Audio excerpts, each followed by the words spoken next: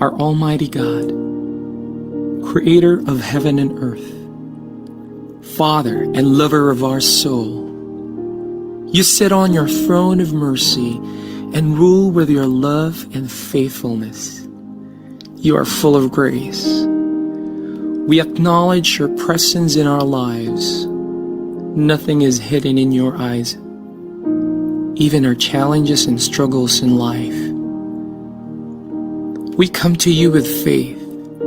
We ask not only for our daily spiritual bread, but to seek your forgiveness and undeserving favor to heal our land, our family members, our friends and neighbors, even our enemies with COVID-19 and other diseases. Holy Spirit, help us to deepen our faith and see the opportunity to believe, obey, and worship. As we face this pandemic, you are Lord and God. Encourage us and change our hearts, not to fear, but to be full of hope and find ourselves praying and meditating your word. We believe no works of the enemy prosper to your children. Abba, Father, we believe that your Son Jesus Christ is Lord and Savior. He is the truth and our salvation. Hear our prayers, O Lord, and most of all, not our will, but thy will be done. We pray this in Jesus' name, the name above all names, who was and is to come. Amen.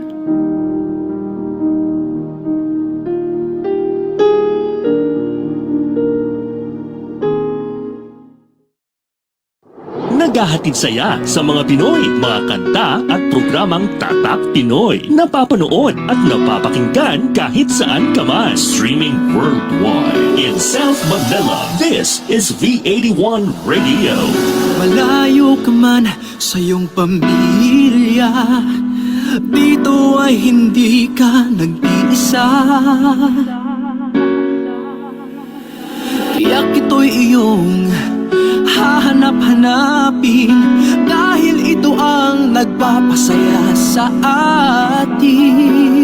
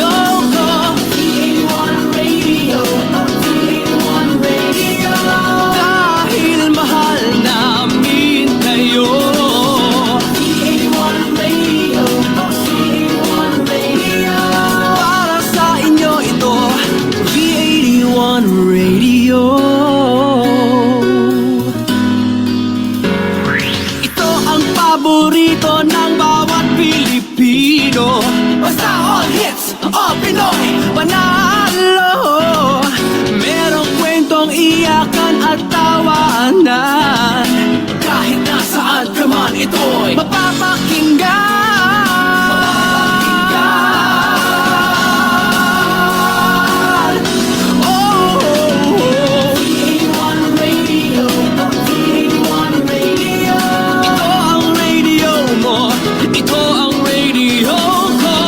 Radio.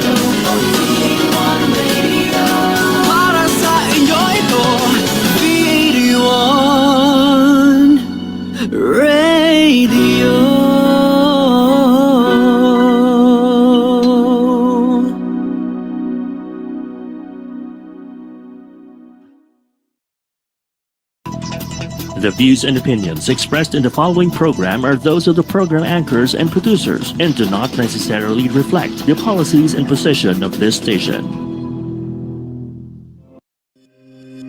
Discover the best kept secrets in metaphysics, law of attraction, science, and spirituality, and listen to practical mystics from around the world. Let's open Pandora's box with Reverend Reg Tan, your metaphysical minister, here in Practical Magic, your practical mystic source, only here on V81 Radio, Manila.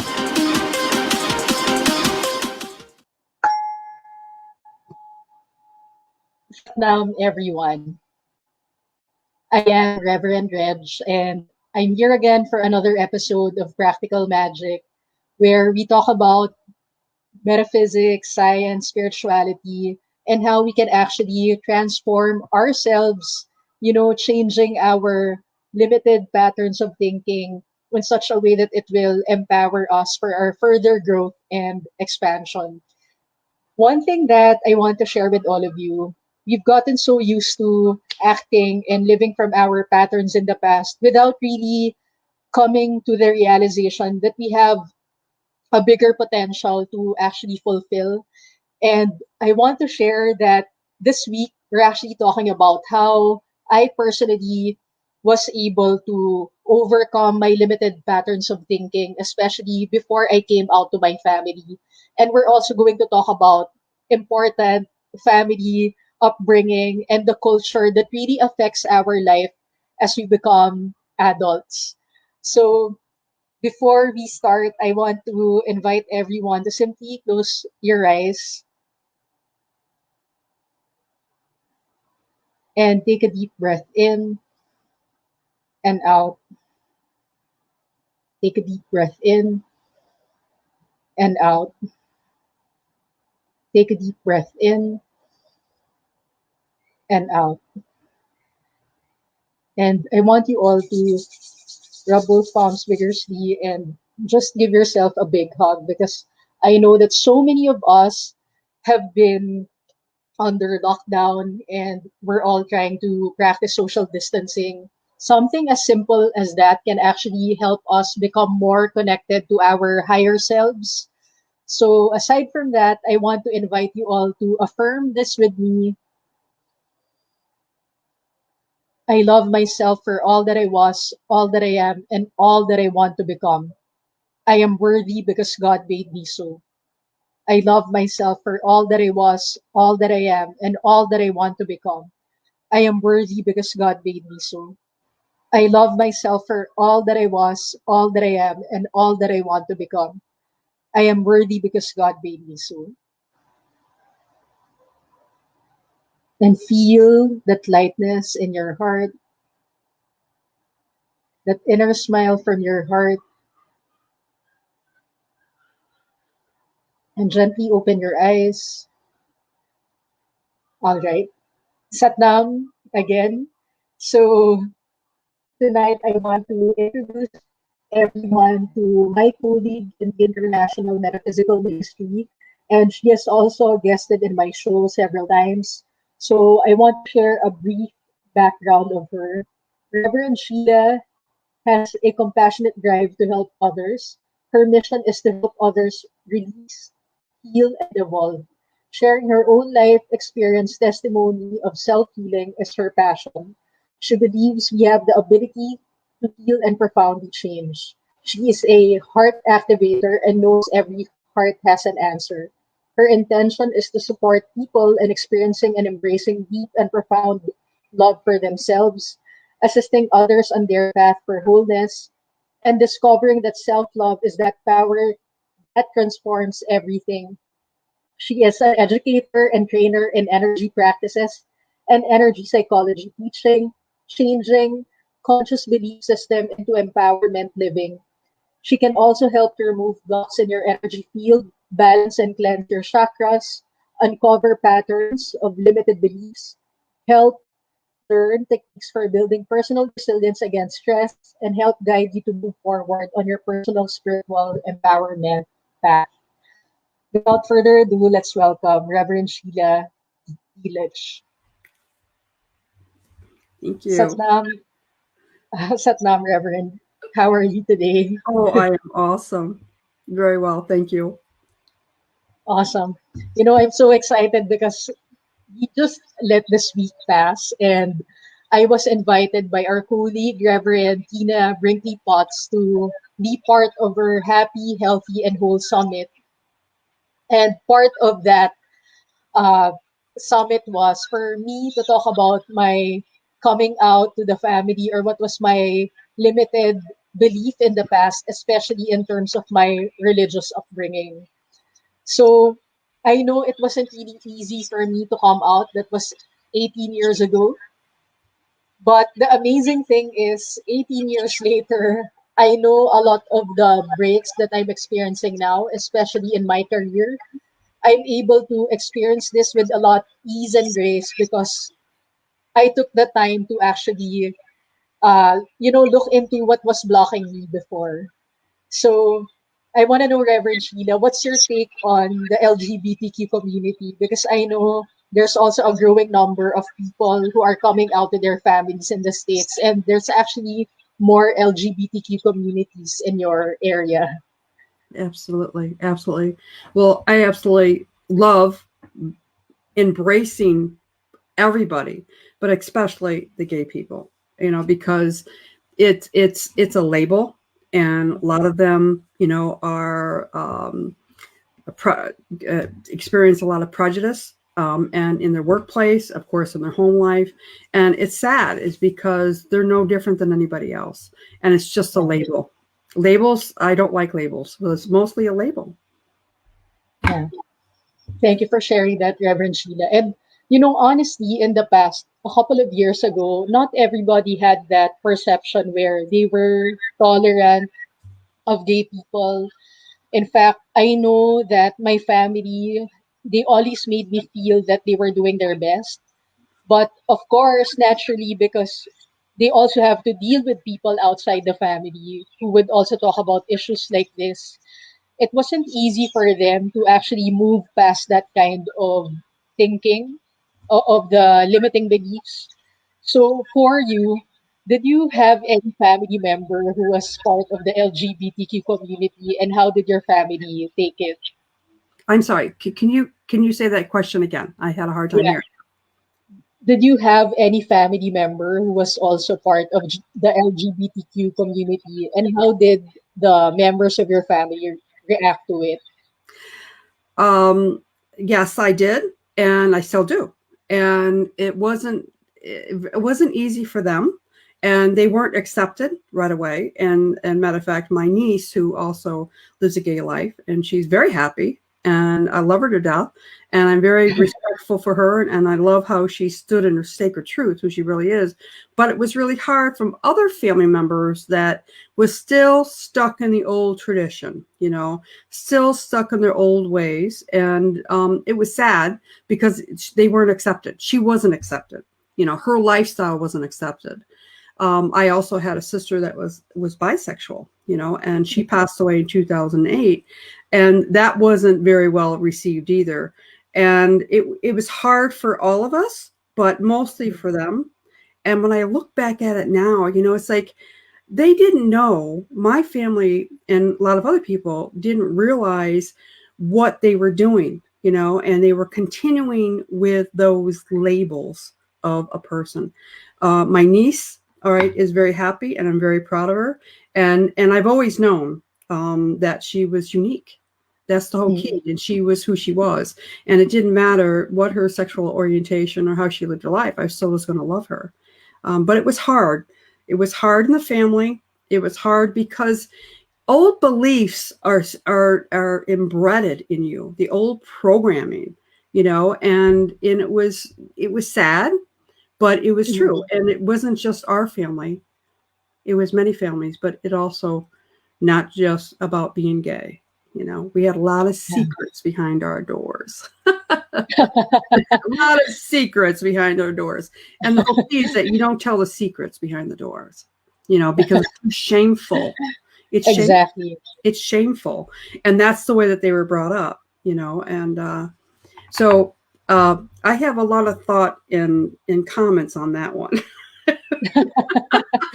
Yeah, it's really refreshing when I converse with you. I know how well you know what you know because of the dynamic information that you're always sharing with me and the rest of our audience. And I just know that what you're talking about really comes from your heart space Oh, absolutely. because both of us constantly go over how our beliefs were shaped and at the same time our personal beliefs, the beliefs that we get from our guardians, our parents, our uncles, people who have influenced us, our school, our religion.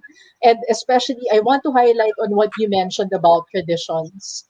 So, my God, and we know that when you talk about traditions, it's just so difficult to change that because apparently, for most people, they find it so blasphemous in a way to break traditions in the family, especially if it goes against religious beliefs.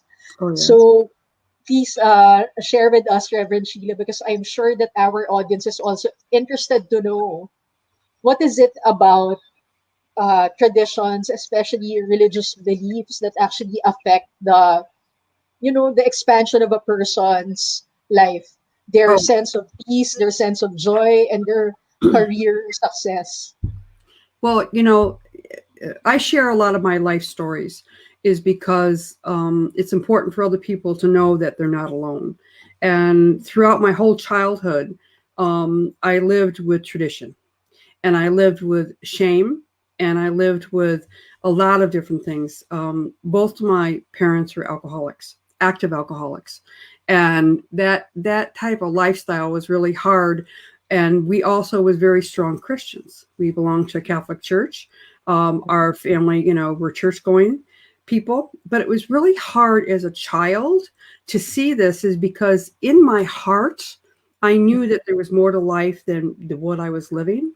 And Mhm. because I do have a connection with the angels and divinely, it was like I was living in a dream when I look back at it now.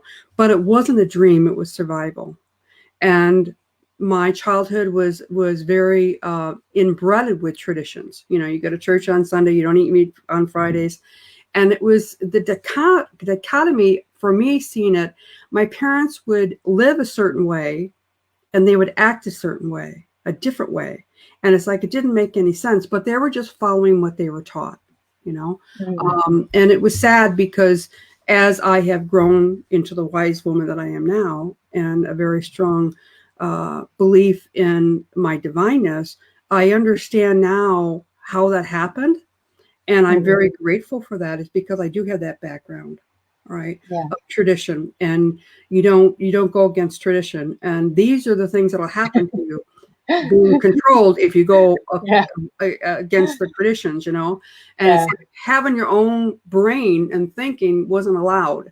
You had to be, you had to dress a certain way, you had to pretend a certain way. So, you know, any labels that you have, is it's not healthy for people to always go by tradition, meaning it hurts the person if they can't be who they truly are.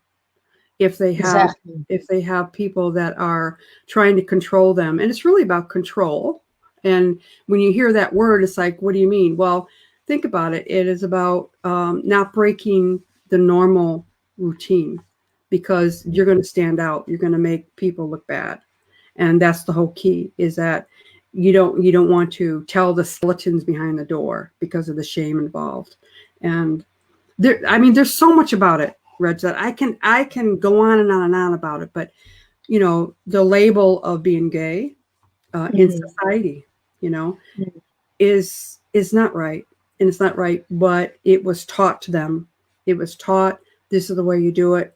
And what is wonderful now is that now we are able to come out behind the doors. We're Yes. able to live our life and actually be who we are. And you know, would you like me to continue about my own life? And Yeah, go ahead, please. so, I okay, so okay. uh, um, as I said, I came from a home where both my parents were alcoholics, and it was hard because I didn't have a childhood, and I had to, because of those traditions, I had to perform the way that they wanted me to perform instead of being who I was. And I learned that in my childhood is that you do this because if you don't, this is what's going to happen. The shame and the control of a child is sad. And when I look back now, being in energy psychology, and the first 7 years of a child's life is so important. It's so important, and it's embedded with what's going to happen for the rest of their life, how they're going to live their lives. And for me, I needed to go through all that change and growth in myself to see what my life's purpose is now. But when I was a child, I lived in shame. I didn't want to tell anybody, that my parents were alcoholics, even though they knew on the outside, because the cops would be at the door when my father would be beating us all up, or beating up my mother. This is real stuff. And, the shame of my mother, all right, had a child out of wedlock. Oh my God. When she married my father. And that was not cool back then. Or, sometimes it still isn't now. The shame and the tradition still comes into play. Yeah. And but I never realized how bad it shaped my life. And bad, what I mean is a negative way. However, now I look at now, and I'm very grateful for it, is because they didn't know what they didn't know. They didn't know any different. That's what they were brought up with. Yeah. So my childhood is that I hid what was really going on from my friends, and I started drinking myself at a young age. And it wasn't until 25 years later when I really took a look at that and realized I did that so I could survive. I did that in the psychosocial realm. When you think of what you were taught, how to live your lives, you're just like little robots. You don't want to upset the apple cart. You don't want to make waves, so you go along like everybody else. But I hid it, that I was a good girl. I wasn't drinking like my parents, and that was really hard to do because I felt their pain, and I knew that I had my own pain, and so that's how I dealt with it. But nobody knew it, because the worst thing for me was that I was going to be an alcoholic like my mother. All right. And so in reality, that's exactly what happened. But I was in so much pain, not understanding that being an alcoholic was not a shameful thing. It was just how I dealt with stress and the reality of it, Yeah. and that it didn't make me, and that I had to be who I was, just like in my spirituality now. I have the Christian background. I have the Catholic home life. I have the Catholic upbringing. And I know I'm going off topic, but I think I need to bring this forward. No, that's fine. Go ahead. Okay. I used to be a church secretary, and Lutheran church secretary. Matter of fact, I changed from Catholicism to Lutheran when I had my daughter 30 some odd years ago. And that was because it was just, it wasn't comfortable for me in the Catholic faith. But as I have grown into a metaphysical minister and the things I do, I still run into people that knew me back then. And they would say, I would meet them in a store, and they would say, "Oh my goodness, Sheila, I haven't seen you in a long time. What are you doing now? And what church are you going to?" That was the first question, not with "What are you doing now?" type thing. It was, "Oh my God, I haven't seen you." And it's like, well, I really don't worship anywhere, because they said, "Where do you worship now?" And I says, well, I don't go anyplace. I says, I'm a metaphysical minister, and I says, and I worship God. God is all around me. It's inside my heart.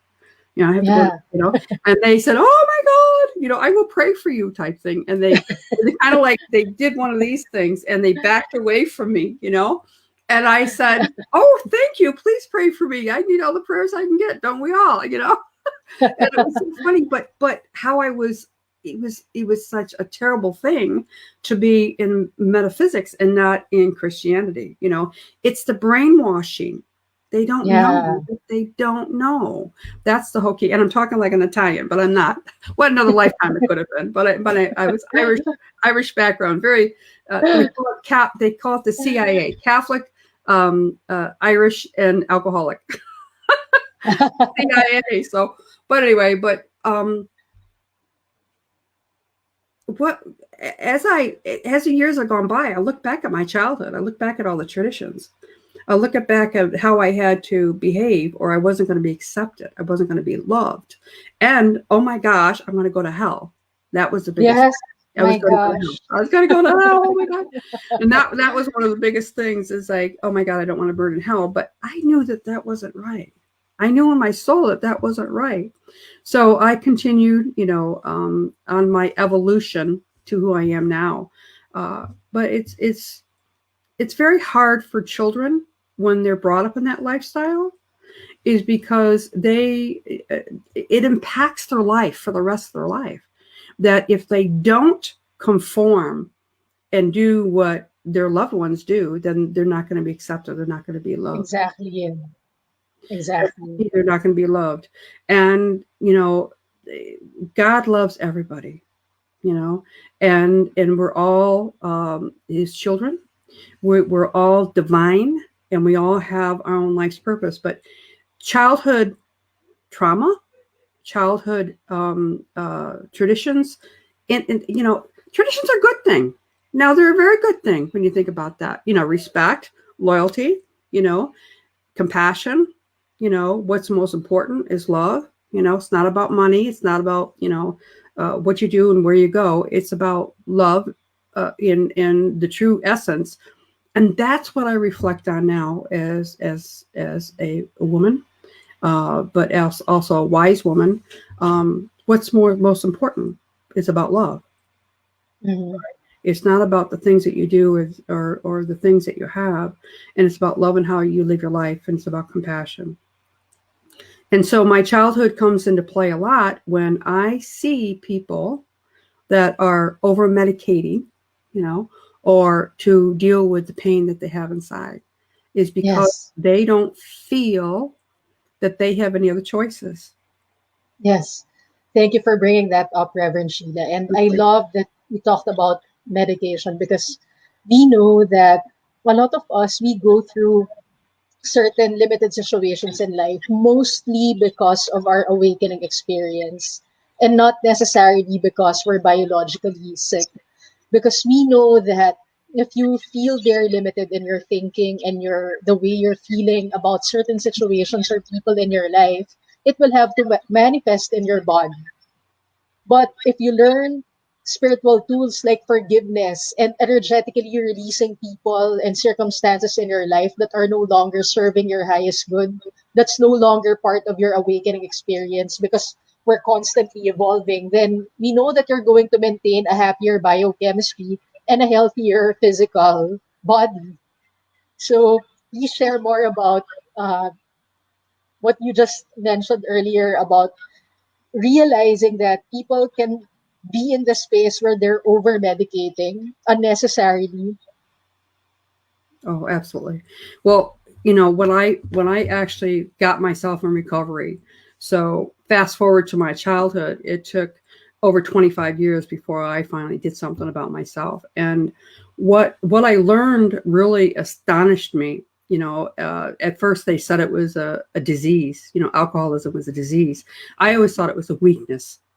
Mhm. And then I thought my parents, were it was terrible. Why didn't they just wake up? Why do they do the things they did? But they didn't know any different. And when I actually took a look at it and realized that it was such an awakening for me, that was my turning point. My alcoholism, actually getting getting into recovery, but learning things about myself, why I did the things I did. And it really stopped me from living my divine life. Fast forward to where I'm at now, I can pick up very quickly in somebody what is actually going on, because I also am a medium, an evidential medium. I do all that stuff too, but I feel the pain. I feel the hurt.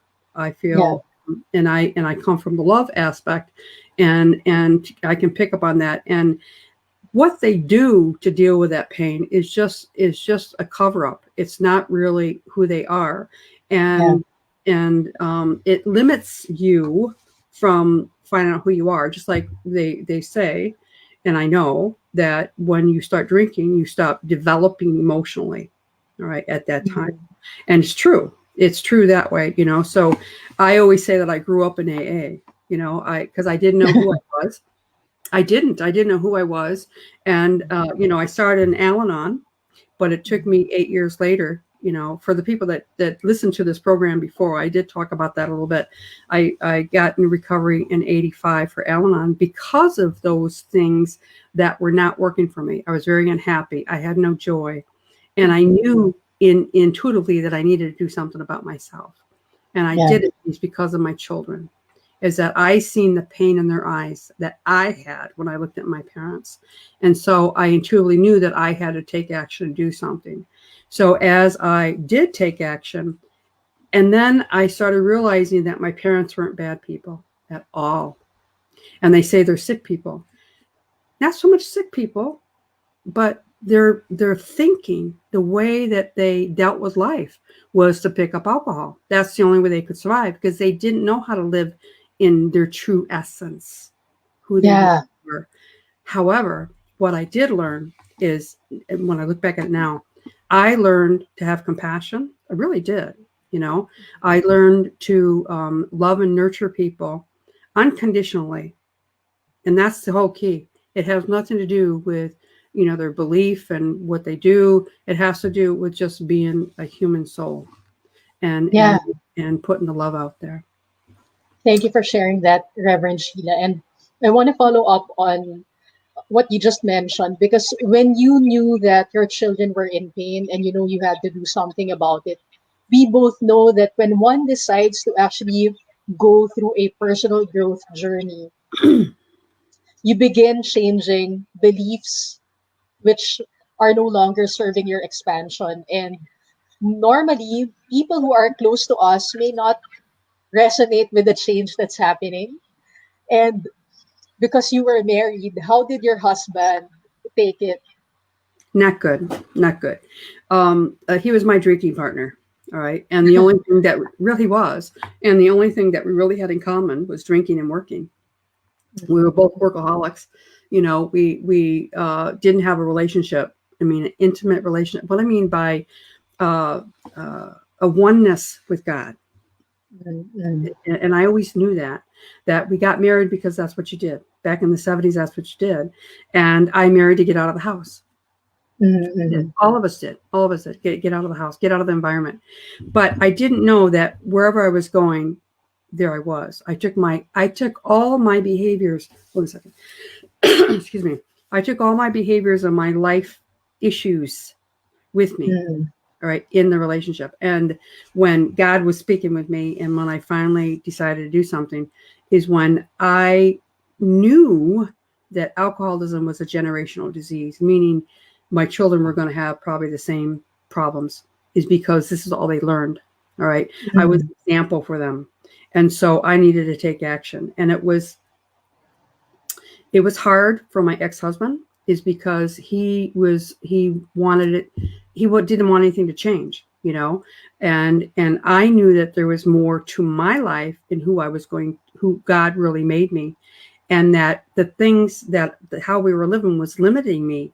You know, I wasn't happy. I wasn't joyful. And I didn't like having the big elephant in the middle of my living room and ignoring it. You know, something had to change. And my children were seeing that.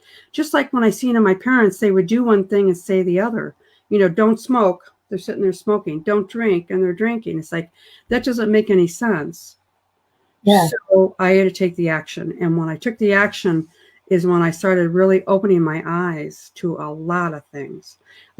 And it was limiting me from being joyful. It was limiting me from finding my true purpose. And my ex-husband was not comfortable because I changed the apple cart. I changed everything, you know, but it had to be. And I know that now, and you can see it.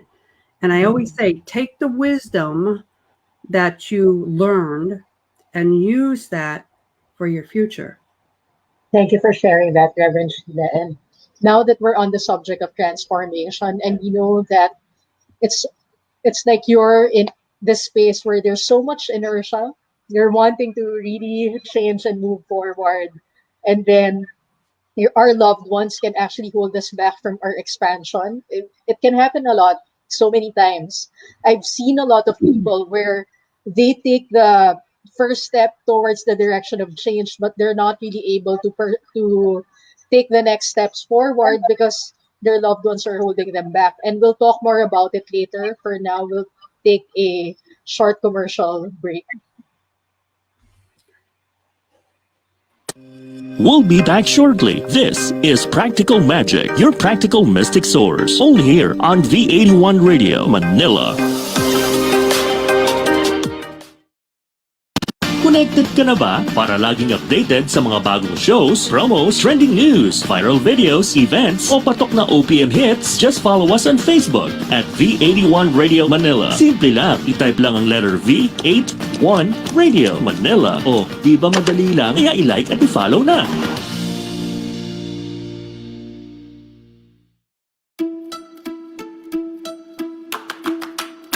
You've deployed the perfect video conferencing room solution. With calendar integration and touch control, internal meetings start with a tap. But sometimes, video meetings are scheduled on other services. And now people are asking how to use these rooms for external meetings and webinars. Here's the answer: Logitech Switch. Logitech Switch makes it easy for people to use your rooms with any video meeting service. With a single USB-A or C connection, anyone can link their laptop to the meeting room's display and conference camera. No extra cables or adapters required. The room stays tidy, secure, and ready for both internal and external meetings. In rooms with or without a dedicated PC, Switch gives people the freedom to meet, present, and stream on any service. Ready for every meeting. That's Logitech Switch. Now back to Practical Magic, your practical mystic source. Only here on V81 Radio, Manila.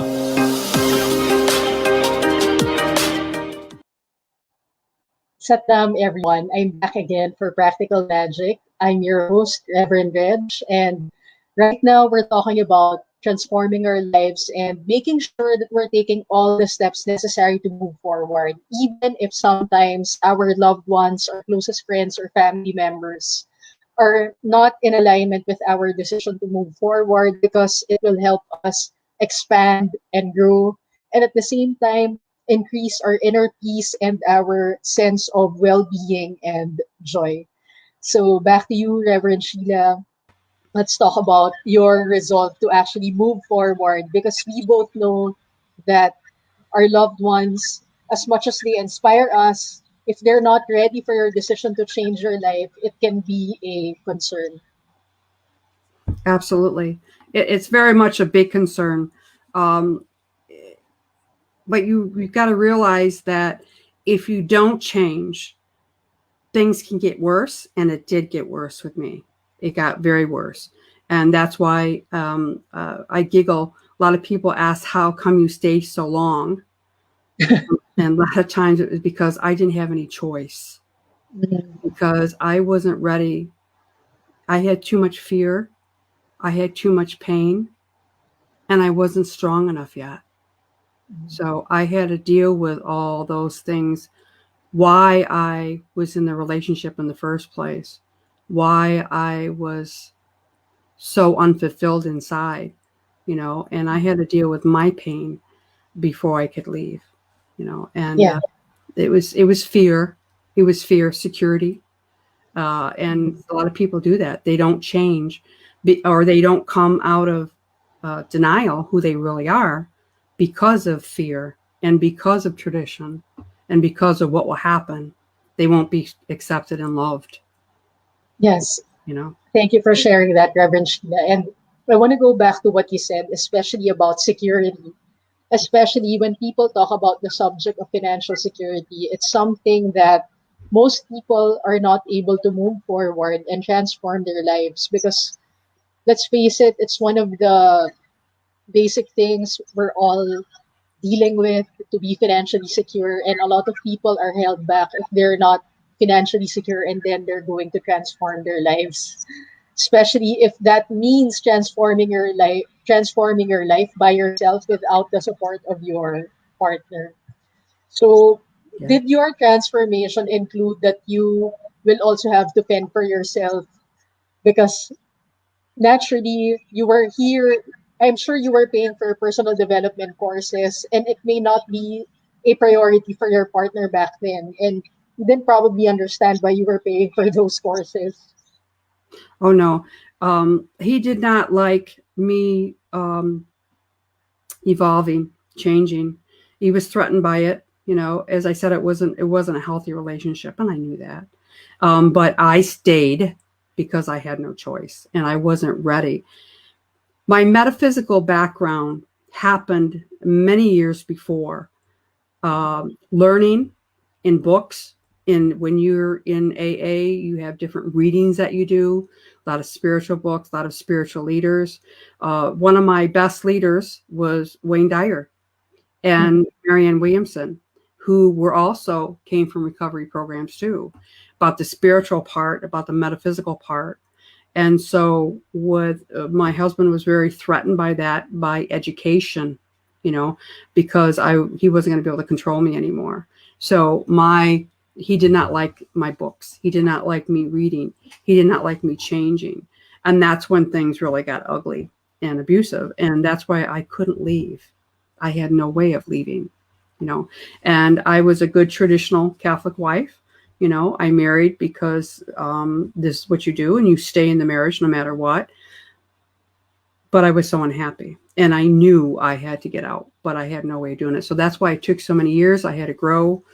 Finally, I was able to get a job and to start putting money away. I mean, a lot of things that I had to do. But the thing is that some people don't have the support. I didn't have the support. I had support on the outside with people that were helping me move forward. But as far as my ex-husband, it was very hard on him, which I understand, and I get it. And what people, I always say this, this phrase.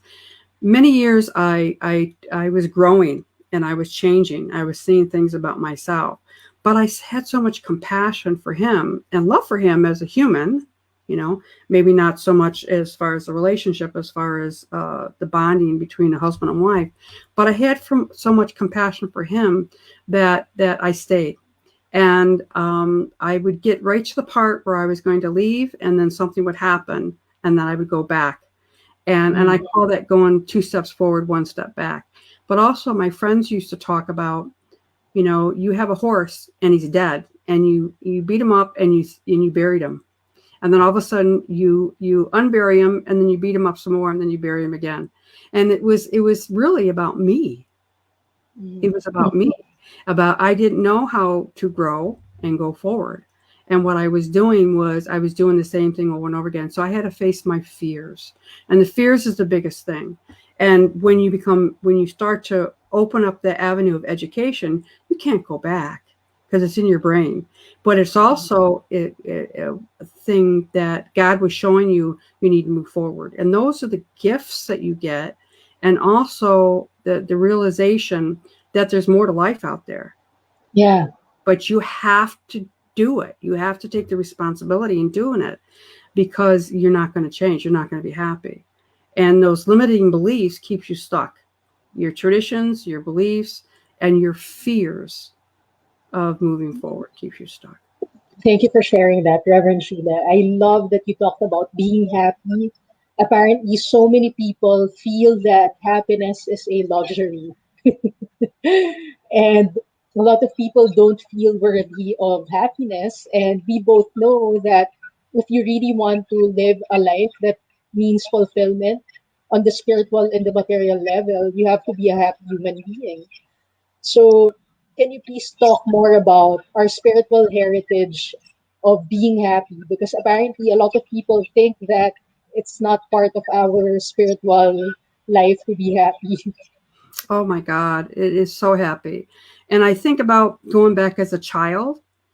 That's the whole key, is to live our life through a child's eyes, and how joyful it was to be outside playing, how joyful it was to play tag or doing cartwheels or something like that. And life is about having joy and peace inside and seeing the beauty of life. Joy is the biggest thing, is to have a joyful life. And that's what God wants us to do. Yeah.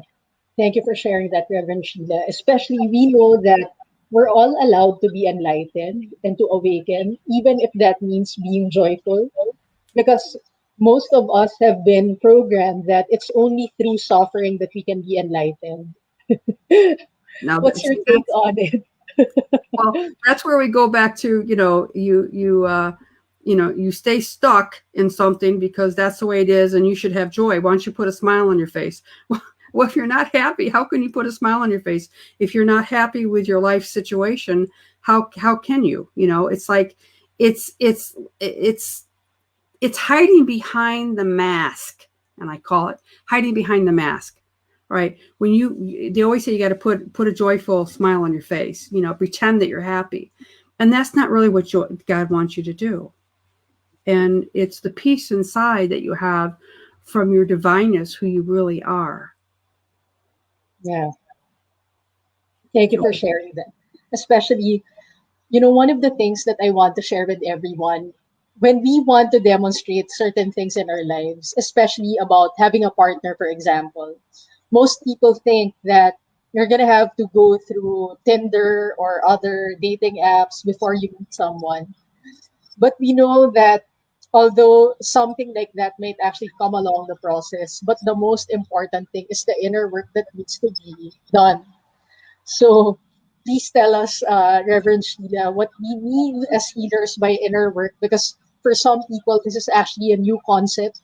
Before you attract a partner to yourself, then one of the most important things that you have to realize is not just about going to dating sites, but actually being in that vibration where you are open and receptive to attract a partner where you're attracting someone who will add to your growth and expansion and not with your traumas.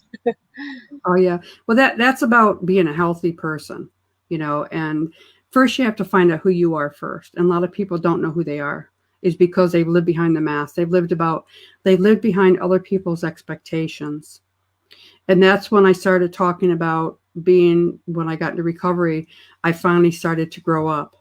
I actually came alive, is because I didn't know what I didn't know. I didn't know how to love myself and honor myself and have respect for myself, to not allow abuse, not allow different things. It's hard for people who have never had the role models to do that. Yes. You have to really take responsibility for that and have the joy inside. But those limiting beliefs of the fear and the resentment and the anger will keep you so stuck. It will keep you very unhealthy. To be able to attract a healthy relationship, that's really what we want. We don't want to be alone, right? We don't want to be alone. We want to have somebody to walk with us. But the key is to be able to have a relationship, be alone with yourself and be comfortable with it. Go into the serenity part of it, where you can connect with God on a very soul connection. And then you start to change inside. You start to see life with more joy. Your eyes become open to things that really matter. And it's not about materialistic things. And it's not about the crowd that you hang with.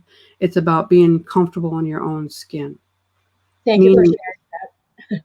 That's so beautiful that you mentioned being comfortable in your own skin. Especially, it took a lot for me to be in the space where I can be comfortable about me being openly gay, and then learn to accept the fact that for some people, this is totally new, that someone is actually coming out in the open, in public, broadcasting. And the other day, because Reverend Tina included me in the Happy, Healthy, Whole Summit, I made a post there, and one of the taglines of that post was, being gay is not a sin. So apparently, for most people, I mean, to some people, it's still a taboo. So someone made a comment that, according to God's word and according to the Bible, being gay is not a sin, but he was saying that God loves the person but not the sin. What can you say about it, Reverend Sheila? Well, that's a whole nother can of worms, but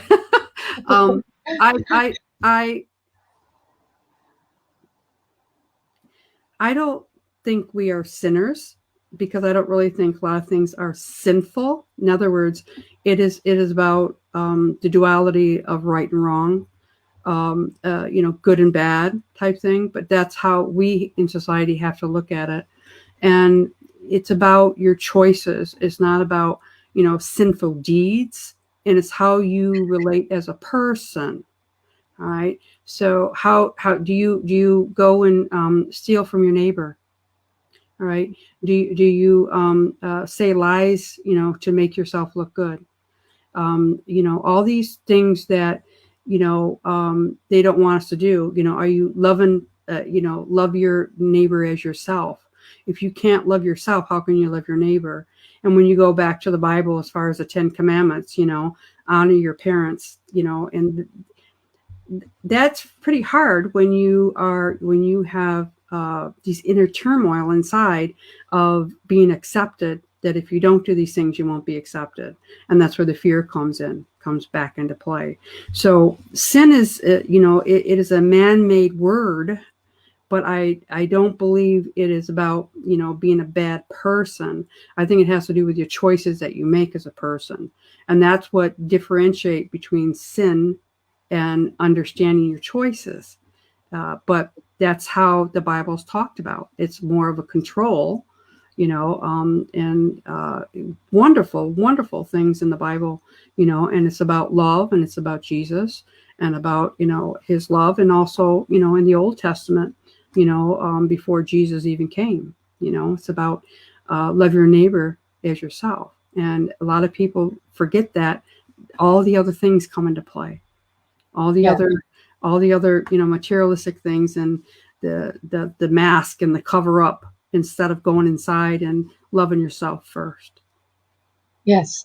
Thank you for sharing that. It's amazing that when we talk about self-love, especially, Valentine's Day is coming up. So apparently That's a whole nother story. it's a Hallmark celebration, and then we know that a lot of people actually romanticize the whole Valentine's Day. But at the same time, as people who practice heart energy techniques for ourselves and sending it to the rest of the community, please share with us more about self-love and what really is healthy self-love, Reverend Sheila. Oh. That's a big question. That's a big question.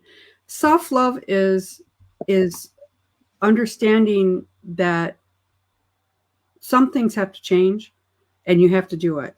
Self-love is standing up for yourself, telling the truth, not being, if you don't want to go someplace, say, I'm sorry, but I can't go, and a lot of people want you to go, and you have to make excuses.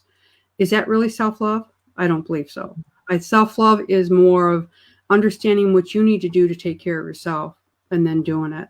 And those traps, those limitations, things you don't know how to self-love, is because you've always loved for somebody else. You've always done it for somebody else, not finding out who you are. And that's where it's important, to have the quiet time, to have, your relationship with God.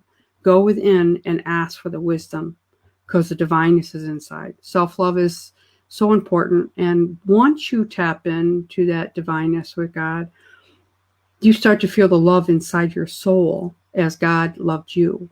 And that's the whole key of understanding what self-love is. Then you can actually outwardly share that. And it's hard to do when you're influenced by so many things. It's hard to be real, and a lot of times you're not comfortable with yourself. You're angry with yourself. So if you get in terms with, why am I angry? Why am I hurting? Why do I have resentment? And why did I behave a certain way? And start to forgive yourself. And then look at your treasures that you really are. Look at the things that you have inside. Look at come from gratitude and appreciation. Yes. Gratitude and for your life and appreciation for things. Look at life through different glasses. Right? And they say don't live your life through the rose-colored glasses. In other words, don't take off those glasses and be real, and show your vulnerability, take the risk, and as you do that, you start to feel, I feel good. That was good. I'm not comfortable doing that, and so you start to build that self-trust and self-love inside. Yes. But first it's I think taking the time, going withinward and asking, what do I need to do to change? What is keeping me so in pain that I can't take that mask off and be who God wants me to be? And who am I really? That's where you go inside. Yeah. Go Thank you inside. for sharing. Yeah. Thank you for sharing that, Reverend Sheila. This is such an amazing topic to expand on. But for now, we'll pause for a short commercial break. Okay. Back shortly. This is Practical Magic, your practical mystic source. Only here on V81 Radio, Manila. Pagpatak ng 7, dapat lahat nakatutok sa amin. Catch these programs at 7 p.m. Pacific Time. Talk Shop Asia Global, USA Edition with Rolly Pagaspas and Rosario Cajucom Brad Perry. Home Not Alone, Sounds from Home with Papa Gio and Freedom in Christ with Felsen. It's all about entrepreneurship, entertainment, and enlightenment. Back to back programs at 7. LA at 7. LA at 7. Exclusively on V81 Radio, Los Angeles. Kabayan, nahuhomesick ka ba? I-download na ang aming mobile app at mag-enjoy sa mga kantang Tatak Pinoy and feel like you're home. The V81 Radio mobile app, available in the App Store and Google Play Store. V81 Radio mobile app, free now, free forever. Now back to Practical Magic, your practical mystic source. Only here on V81 Radio, Manila.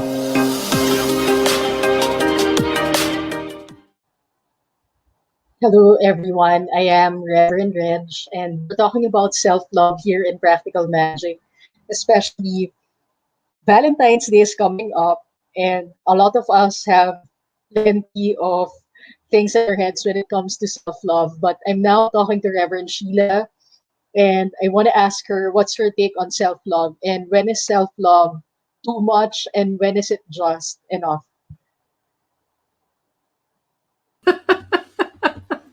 That's a big one too. When is it enough? What is self-love? Self-love is looking within. Looking within. And really get honest with yourself. When you talked about Valentine's Day, that's a big one there, is because a lot of people will go into, woe is me, I don't have anybody.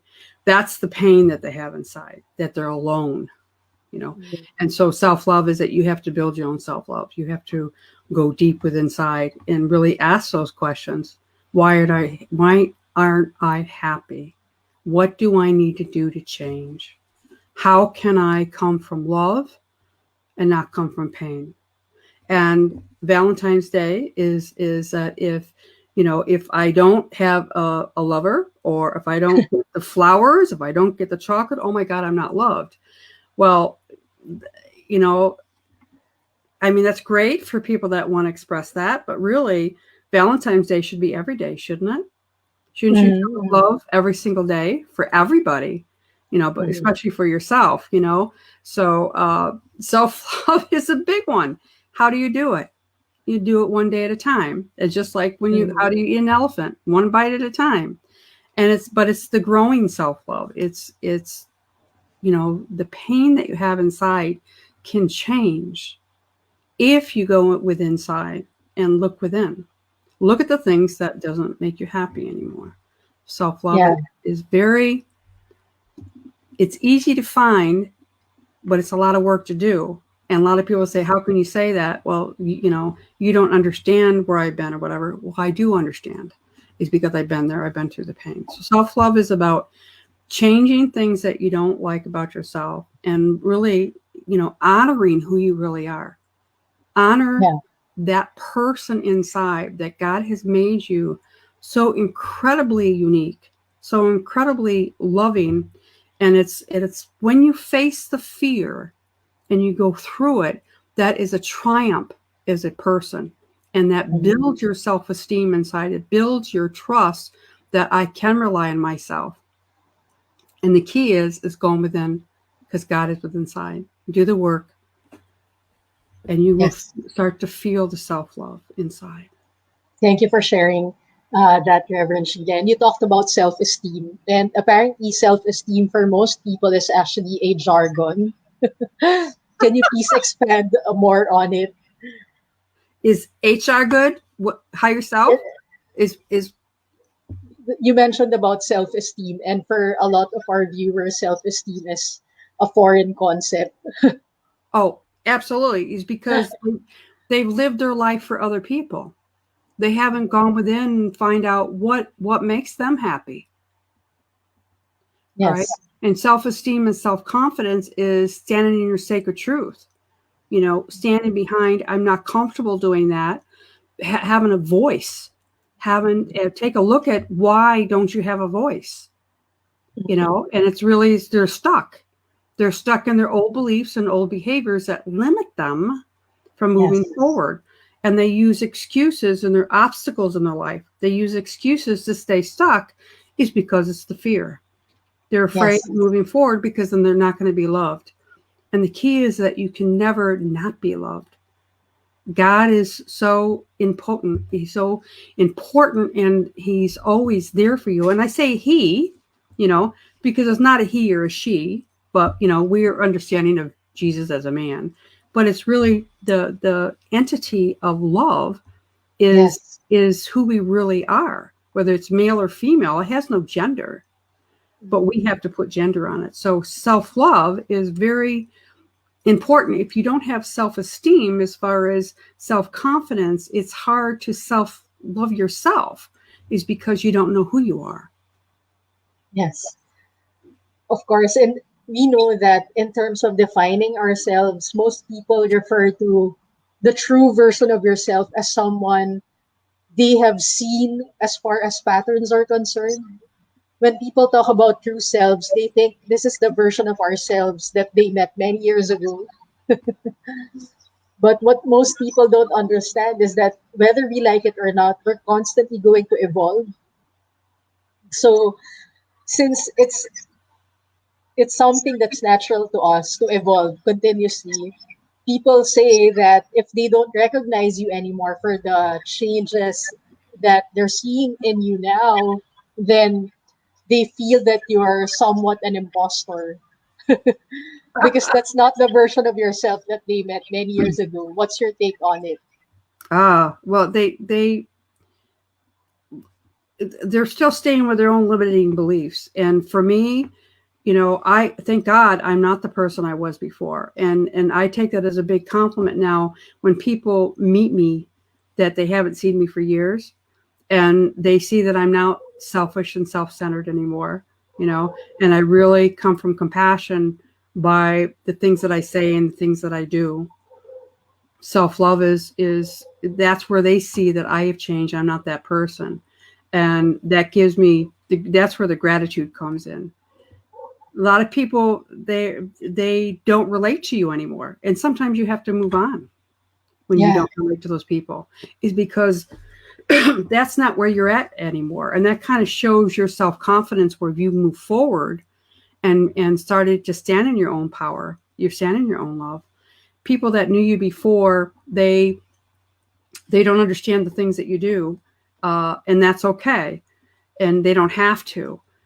The thing is that once you start to stand in your self-love, that you are in a different vibration. You are in a different, you emanate differently. All right. And really, it's about vibration. It's about lower and higher frequency. And some people will always be in that lower mindset, okay, because they have the fear of moving forward, but they have no desire to move forward, and that's okay too. And that's where you can just love them from afar.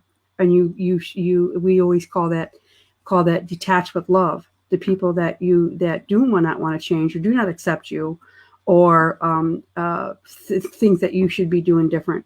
It's about self-love and about detach with love. So you don't stop loving that person, but you also can't change their mindset because they're where they're at, and you have to just move forward, knowing that you're going the right direction.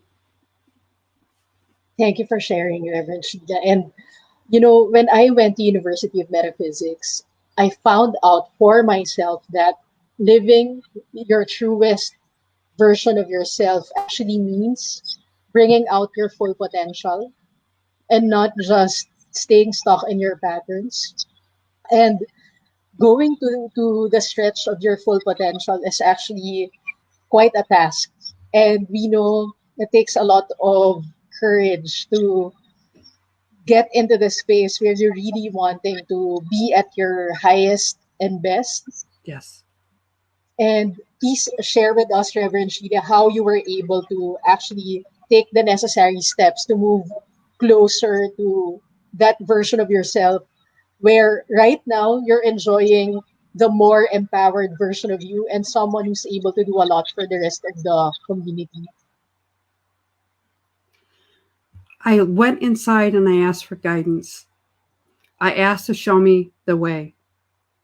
And I was just surviving, living in from one day to another.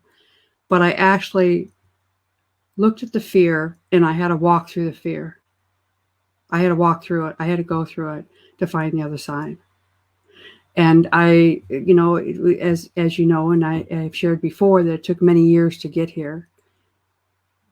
Moving forward is the best thing that you can do. You start to live in your magnificence. You start to feel the divineness inside yourself. And that's where the courage comes in to move forward. And it's relating with other people, sharing what's really going on inside, and that's really God working inside you. Because as you share, other people start to share, and the right people will come into your life, and God will show you the way. And they always say, you got to bring the shovel. God will move the mountain, but you got to use the shovel. And there's so many of us out there that are here with love and compassion in our hearts and living their lives being vulnerable and being real, right? Taking those masks off and being who they are and moving forward. And that's what I had to do. I had to look at my limiting beliefs. In other words, I wasn't good enough, and say, no, I am good enough. And I need to take action. So I had to move forward. I had to face my fears. Thank you for sharing that. And we both know from Marian Williamson, our deepest fear is not just about staying small, but actually becoming that more expanded version of ourselves. Someone who's actually very talented, very capable.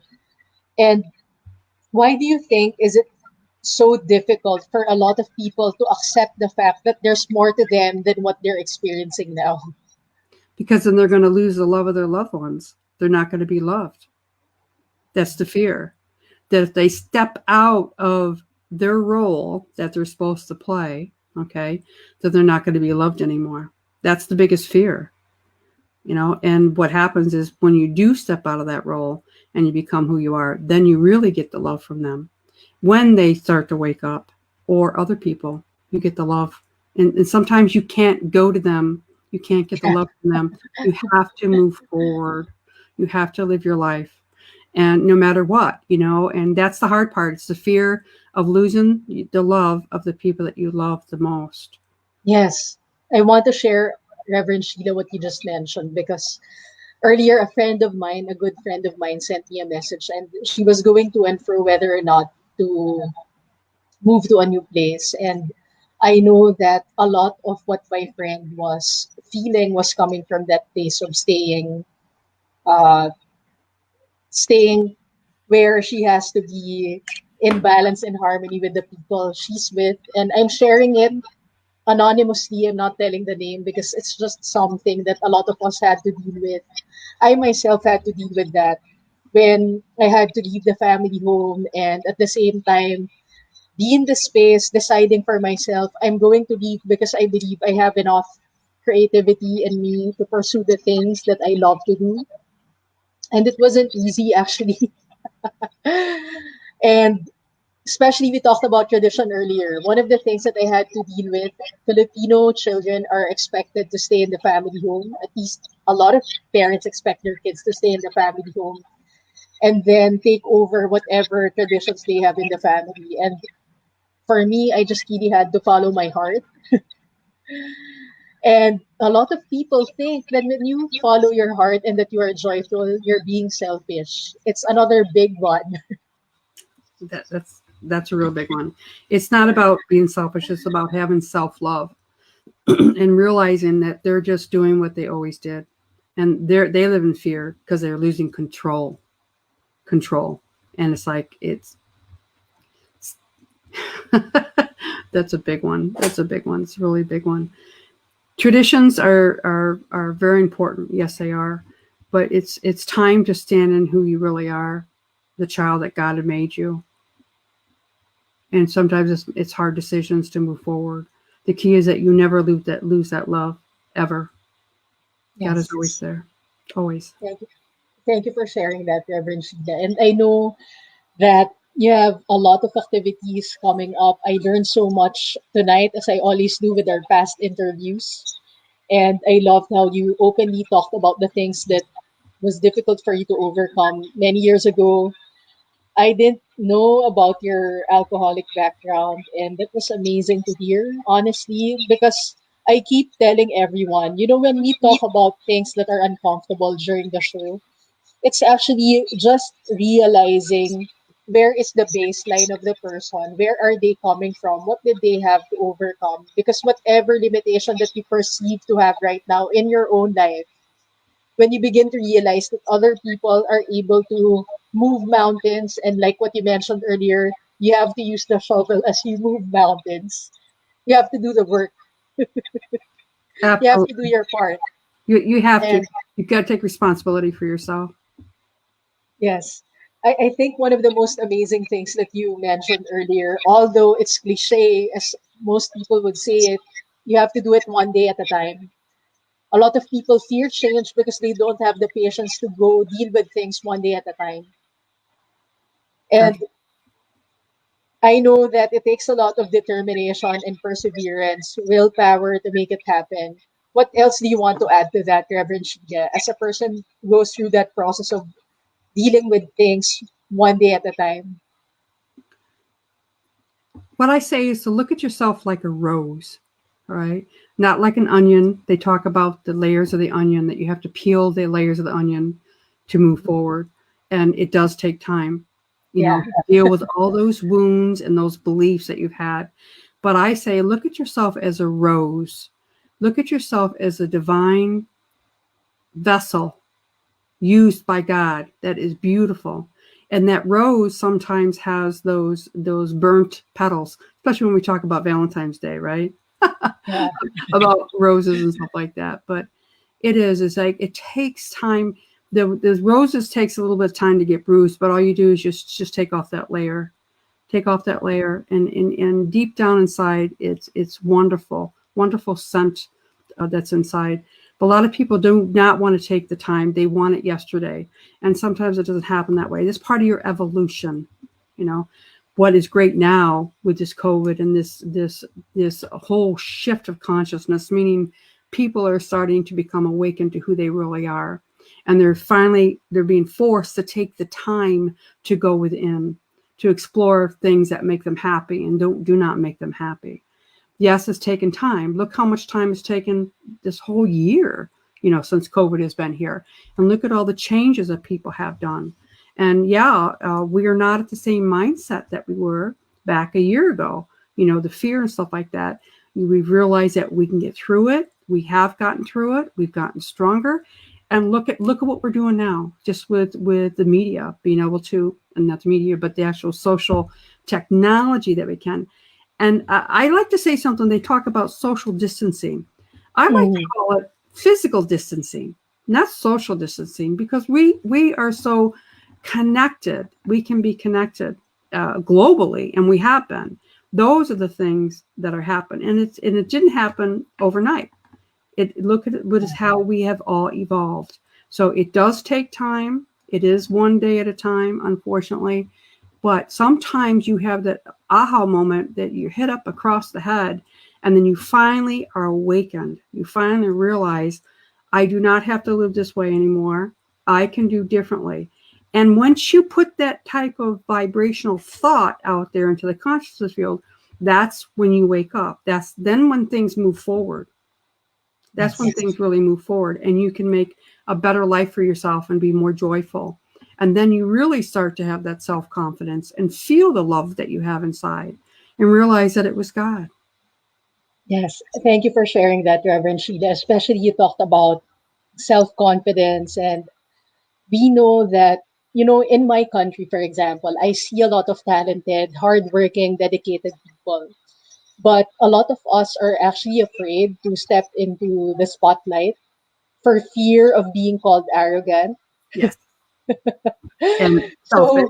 So, yes, and it takes a lot actually for someone to enjoy being in the spotlight, especially if you grew up with the Filipino traditional upbringing, because you've gotten used to feeling small and that we will always have to look after ourselves because people might perceive us to be arrogant, and we don't like it because people are actually used to humble people or people who are not going to accept compliments.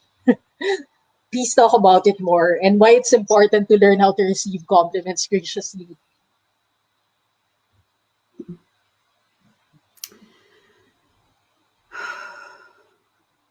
That's a good question.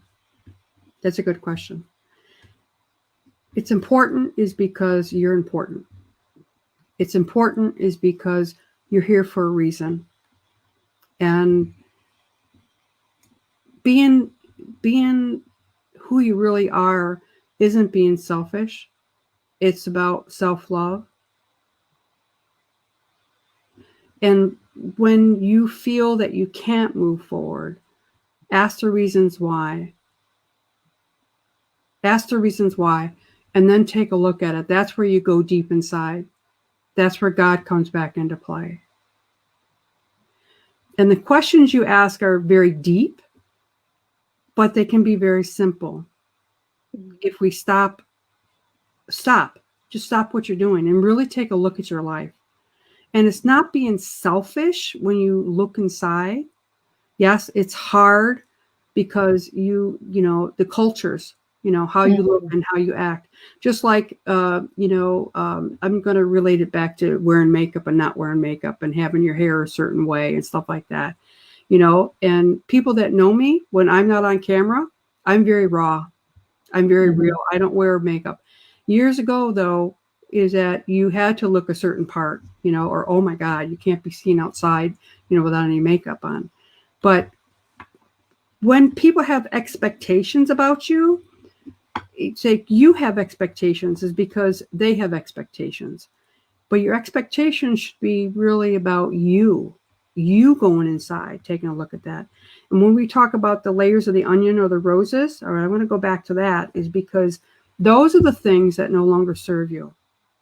Going back, and they're limiting you, all right? Yes, other people are going to think you're being selfish. Other people think that you're not doing your part, what you're supposed to. But that's the role that they've been taught. So look at your role in life. And is your role in life to love, or is it to be controlled? It's about love. It's not about being controlled. It's about being who you really are. And you have to take those layers off. And sometimes it's really painful to do that. You have to look at your relationships and the roles that you play in it and your part in it. And nothing changes if nothing changes. If you keep doing that, you're going to get what you always got. And yes, traditions, it's hard, especially, different families. Now, I didn't come, wasn't brought up in the Philippines. But I did have very traditional roles that I had to play as a child. And that if I got out of those roles, this is what was going to happen to me. And it did happen to me. I was ostracized and all this other stuff is because I knew that there was more to life. And that's when I had to go within and really love myself more and then ooze out that vibration so that other people will see that. And because that's the only way that things are going to change and we're going to continue to evolve. That's what we do. We evolve. We become better people for that. And Reverend Reg, we talk about being vulnerable and actually coming out and talking about these things. This is what it's about. Many of us are become awakened to do this type of work. And it's important that we do that and talk about the fears, talk about what's keeping us stuck. All right. What's keeping us from not living our true identity as beautiful beings of light here to share our light with God and the people around, and be the God that people need. Lead the way for other people. Shine your light brightly. Face your fears, have courage, and do it. And then you that's your purpose. That's what you're here to do. No matter what it is, no matter what lifestyle you live, no matter who you are, where you live, how you live. And it's about having the divine love inside to understand that. And then to put the compassion out for other people that are ignorant, they don't know, or they've been taught a certain way and they don't want to, change. They can't change. Yes. I do hospice work. All right. And I'm going to relate this back to hospice work. I've done hospice work since in the 90s when I was in nursing school. And the biggest thing for people is the fear that they're not going to be loved, that God's not going to accept them, that they're going to go to hell, that they're going to burn in hell. And once they take off that blinder and they really come from their souls, that's when the love really comes in. And the healing that comes in, especially for families, the palliative care, it's not just the person that's getting ready to cross over, it's the palliative care. And once they get to the end of their life, it's not about, who they are, how they acted. It's about the love that they have inside and the time that they wish they had back so they could share that love. So it's about who you really are inside and live your life, face your fears, and let go of the pain, let go of the way that you've always thought. When somebody is getting ready to cross over, all they care about is love, the love for their family, the love for themselves, and of course, God is right there ready for us to transition over, and what we did in our lives God will not carry that over. We don't have to carry any guilt or feelings that we're unworthy of God's love because God is there always. Yes. Thank you so much, Reverend Sheila. I learned so much again from our talk, and thank you so much for being so generous with your personal transformation. I know it takes a lot for someone to actually talk about their personal limitations and how they actually made the necessary transformation, took the necessary steps to move forward. And I trust that our viewers are also benefiting a lot, growing a lot as we keep doing these interviews. And I know as much as I want to prolong our conversation, we know that our time is up. So is there something that you want to share with our viewers as far as your schedule this week is concerned? Is there meditation or something that you want to invite them over? Oh, absolutely. What I like to share is there's two different things that you can do, but I like to always think about being comfortable where you are. Be in a meditative state where you can actually breathe in gratitude And it's very easy to do. People think that meditation takes a long time to do, but it really isn't. And wherever you are, if you're starting to feel stuck or feel the pressure from other people, just stop. Just stop and breathe. And breathe in what I say to breathe in, like for 5 seconds, gratitude. And then breathe out compassion. So change your mindset today and shift your thinking into positive thinking. That's the other key. As I always say, when you start to have negative thoughts about anything, and it's mostly about ourselves, that we're not good enough, bad enough, we should do this. It's called the shoulda, wouldas, and couldas. Think about shifting your thoughts, all right? And it's very easy to do. When you hear yourself talk negative, go back in and say, I am positive. Say shift, right? Then you can go back to that breathing. Just go back and breathe in gratitude. Think of the things that you're very grateful for and breathe out compassion back out. And it will change anything that's going on in your life. Anything. Thank you for sharing that, Reverend Sheila. And I really love it that you talked about something to do, because I know that it's one thing to get information from your head brain, but it's another thing to actually act on it. And I love being able to act on certain instructions, especially when it comes to shifting consciousness and the vibration that you're actually putting out in the consciousness field. So, aside from that, Reverend Sheila, Michael, please flash the AOB. What was that? Michael, I was asking him to put our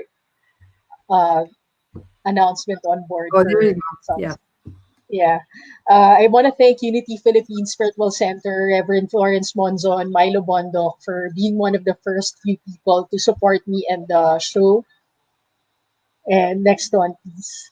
Of course, University of Metaphysics and University of Sedona, the International Metaphysical Ministry. Reverend Sheila, if you want to add anything about the university, please feel free to share. Oh, I absolutely love the support of the University of Metaphysics. They are so loving. Dr. Master's teaching goes on and on and on. I could listen to him every day, all the time. Yeah. And at the same time, for those of you who are interested, please flash the next slide, please. There's an ongoing scholarship for those of you who want to get into life coaching, mystical research, meditation, anything about consciousness. So the scholarship is only $1,290 if you're paying installment, and you only have to pay $90 for down payment and $25 for 48 months for installment. Or you can pay in full for a doctorate degree, and it's only $990. And it's going to save you $300. Or for other people who just want to make donations and support scholars in the university, you can actually do it by visiting the website. And next one, please. I also want to thank Dr.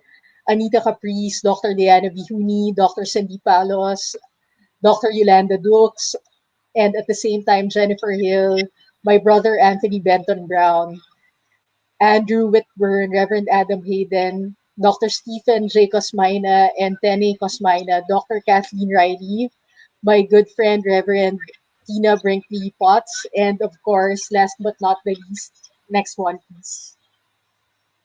Arnel Caranto, our good friend from Earthan, and also Reverend Sheila Tillich. So that's all for now, everyone. And thank you for that, Michael. And happy birthday also to Michael. Belated happy birthday. Also, I want to thank Sir Charlie and Sir Rolly and my co-anchors in V81 Radio.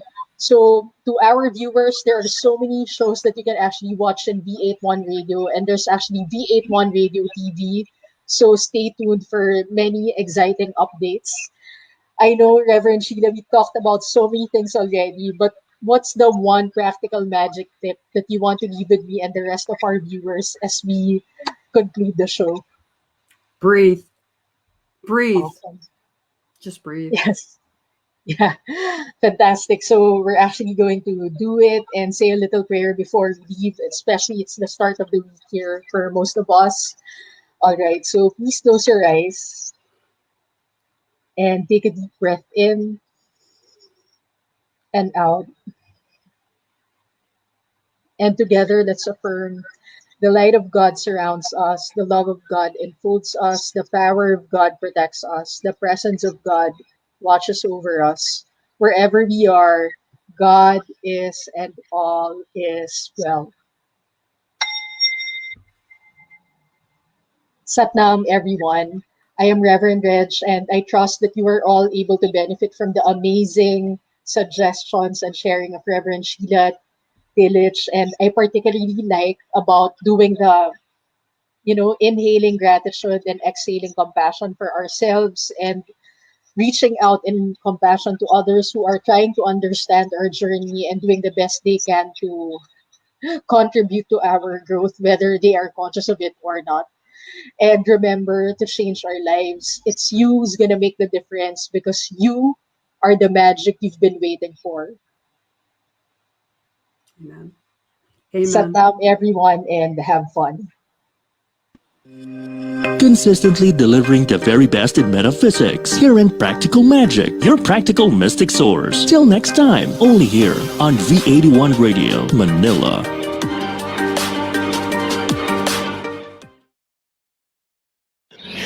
Tunog Pinoy, Tatak Pinoy, your all hits, all Pinoy digital radio station in South Manila. This is V81 Radio. Ito ang paborito ng bawat Pilipino. Basta all hits, all Pinoy, panalo. Merong kwentong iyakan at tawanan. Kahit nasaan ka man ito'y mapapakinggan.